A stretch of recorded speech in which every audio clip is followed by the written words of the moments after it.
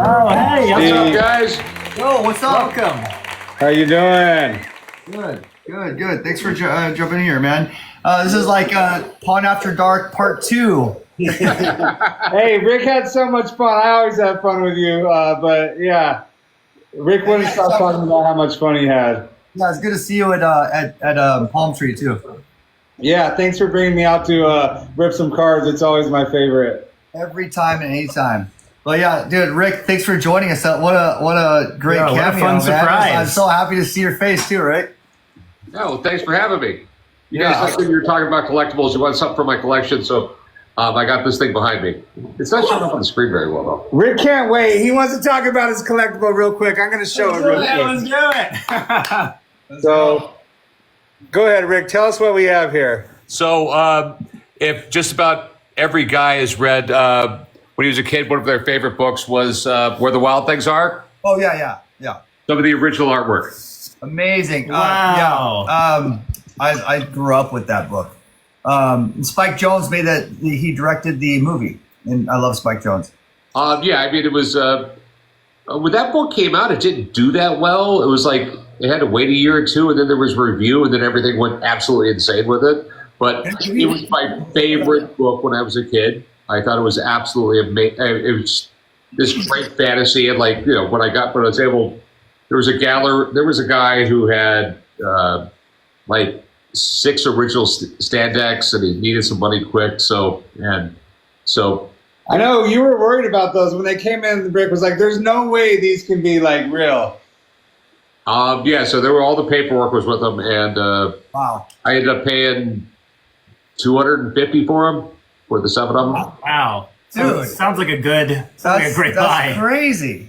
So Rick sells anything, and not that he wouldn't sell these, but he hides them in the very back of the art room on a wall where no one gets to see them. So he has the excuse that, they're not selling. All the good stuff's back there. I mean, Maurice Sendak is such a legend. That's an awesome piece.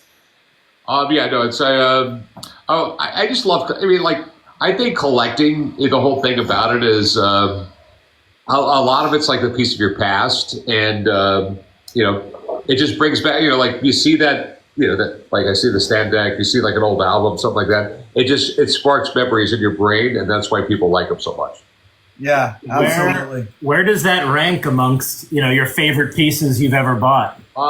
That's probably in the top 20. I got so much weird stuff, but like it's a huge piece of my childhood because I was a kid that was sick a lot when I was a kid, and reading books was like one of the big thing for me, and that was like one of my favorites. One of the ones. I mean, it was just so graphic and everything. So went back to it again and again. That's awesome. Well, we're here today because there's a huge cross section happening with everything that I'm doing with this pre-order for my vinyl. Obviously we talked about this during Pod After Dark music rating. So this is the very first vinyl, like music rated vinyl drop. That's a new release. So in order to kind of make the splash, bring in all the different people that I know in the space, in the hobby, in anime, and collecting, and cards and whatnot, and just like have a fun time having a conversation about collectibles and stuff. So, and also done in collaboration with these huge up and coming artists, Piggy Banks. Incredible artists. Yeah. Yeah. Awesome. So for the art, and then they have an incredible community of collectors. So we're putting the redemptions of they're like traditional size cards, or like the size of cards that people collect. You were saying one sold for over 100,000? Yeah, one sold for over 100,000. I know another one sold for 50,000. And then I had some that I showed, and people offered me like 30,000 for one. That's crazy. It's crazy because they start at like $700 when they sell them, and then the collectors kind of name their price kind of thing. So yeah, that's the thing about collectibles. If you want it and it's limited, you're going to pay what you have to pay to get it. Yeah, it's supply and demand. It's just raw capitalism. And what you've done for like the vinyl is absolutely amazing because before you, there really wasn't. It was just so hard. I mean, it was like back in the day with coins when you would like literally at a coin show arguing back and forth with the guy. Like, no, I think it's a 58. No, I think it's a 60. No, and like just trying to come up with the price because that little difference was such a big price. But then, Coins and everybody else came out with grading. And like no one thought about albums, which people have collected since there was albums. And yeah, I actually brought an album to share. I had graded with you guys. Woo!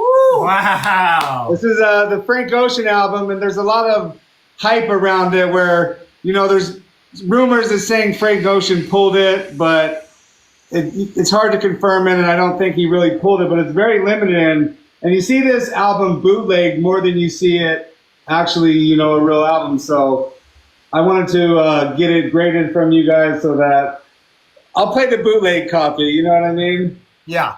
That's so cool. Yeah, that's the thing that like there's like such minor details that if you don't know the history, you could get totally juked on if and buy something super expensive and realize it's like not the first pressing because you have to find this very specific detail, and that's like where grading it really does make a difference. I mean, I've already got kind of beaten up on some of these eBay sales because I'm going for really expensive sealed vinyl from the Beatles and Rolling Stones and Doors and stuff like that. It's like 50 years sealed, and I'm buying it thinking it's first pressing, and I get and I send it to AMG and I spend like $7,000 on some of these vinyl, and they're like, this is not the very first pressing that you're buying it at that price point, and I have to return it because that I need to get it authenticated because once it's in the slab and it has the information, I feel safe with my investment, So, yeah, well, you and I, we live in the graded world, right? Sports cards,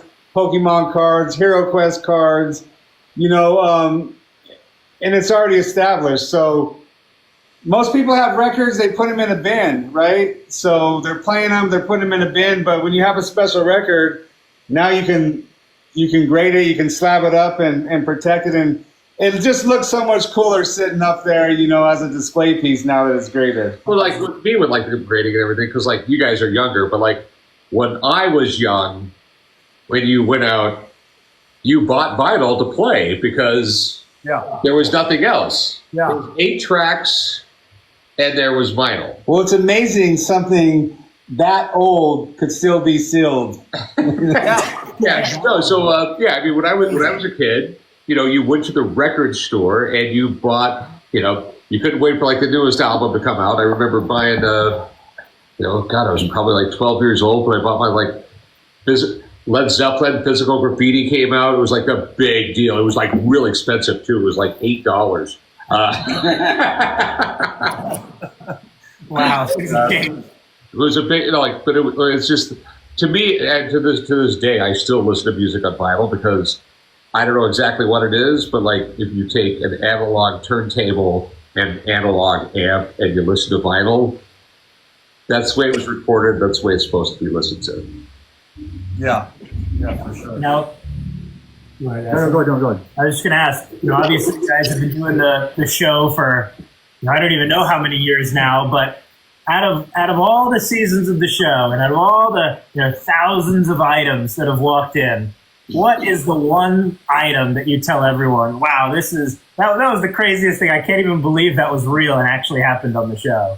Well, I really like the coolest thing I own is you'll see me pictures where when I go out, I wear it sometimes.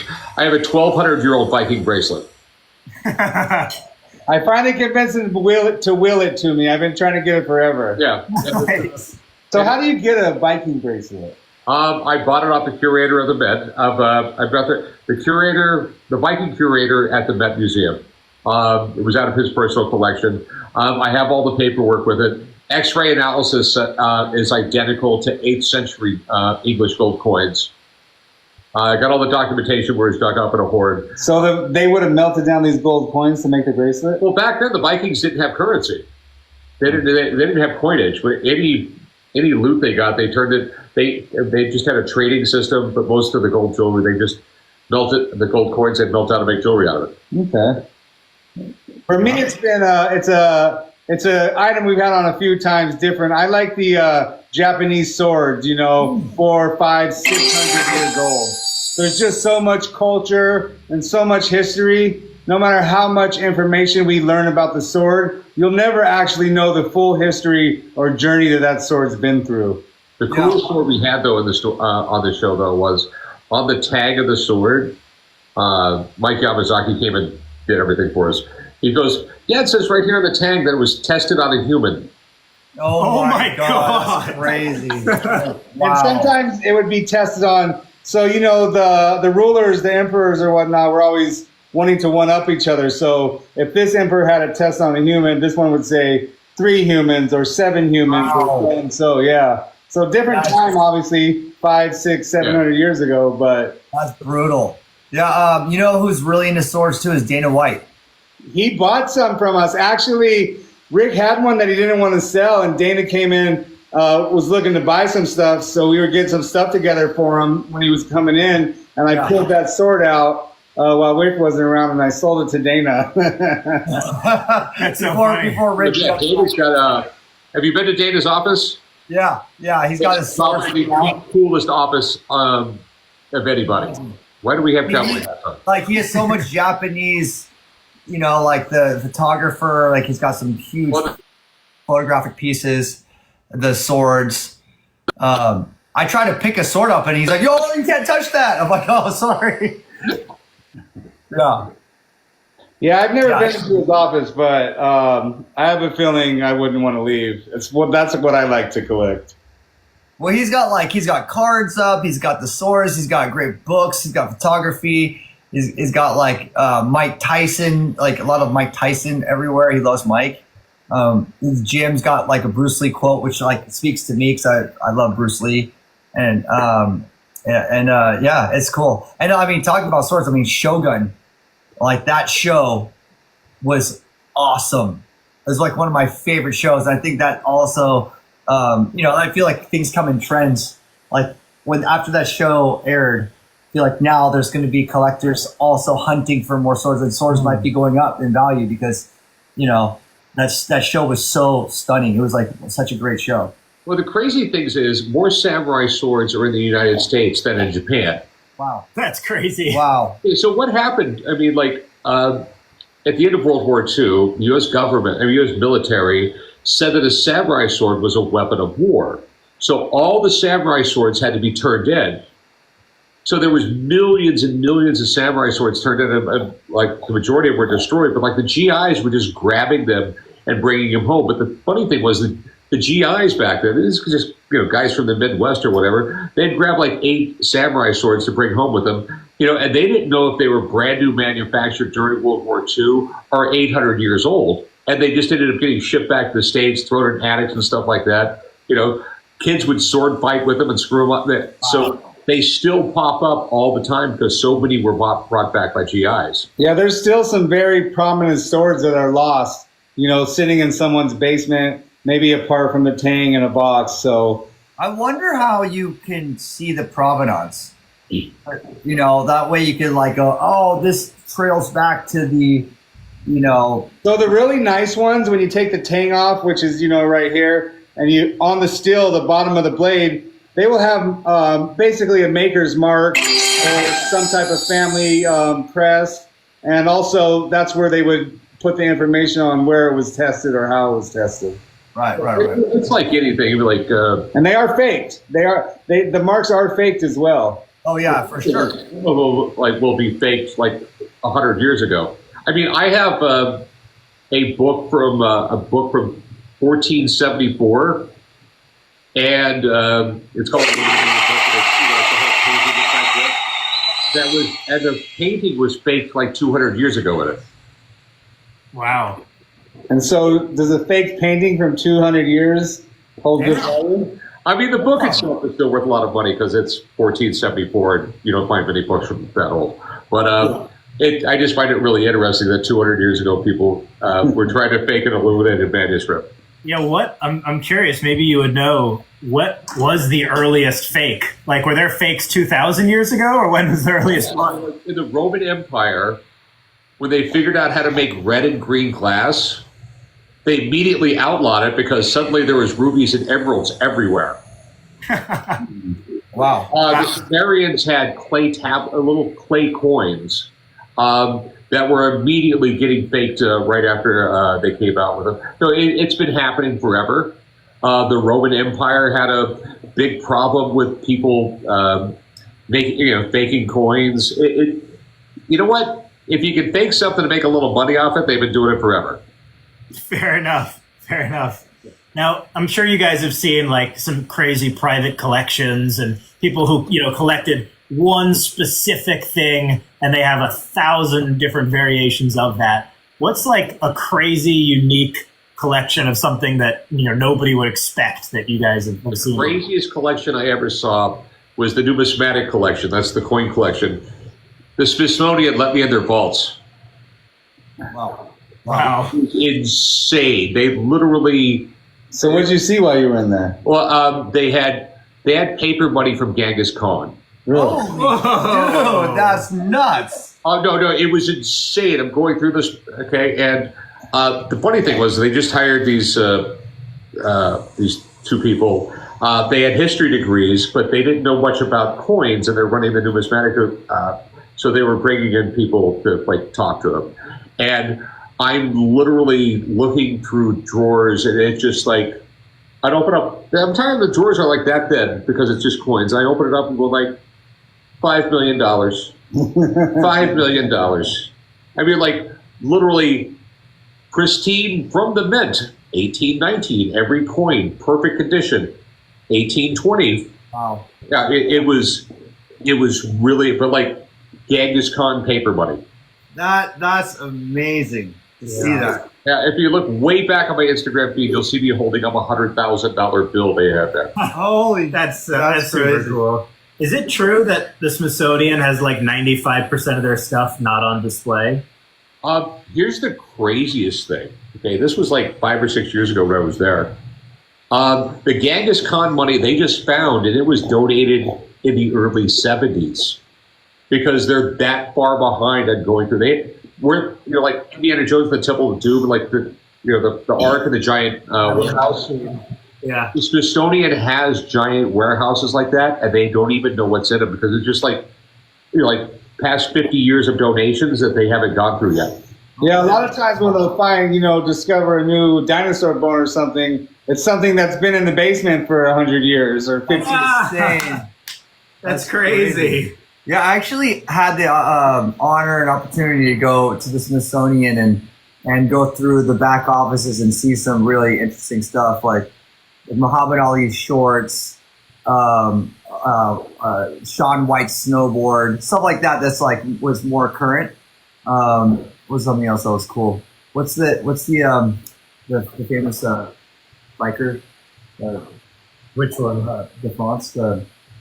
Armstrong? Yeah, Lance Armstrong, his bike. Love that one. And then they actually put my DJ set in the museum. So that was that was a really cool moment. That's super cool. Yeah. Where would you go? What time period? What would you buy? Oh, that's a tough one. You don't know? I got to think on it for a minute. I'd probably go back and get me a Mickey Mantle rookie, not hooked up to the bike.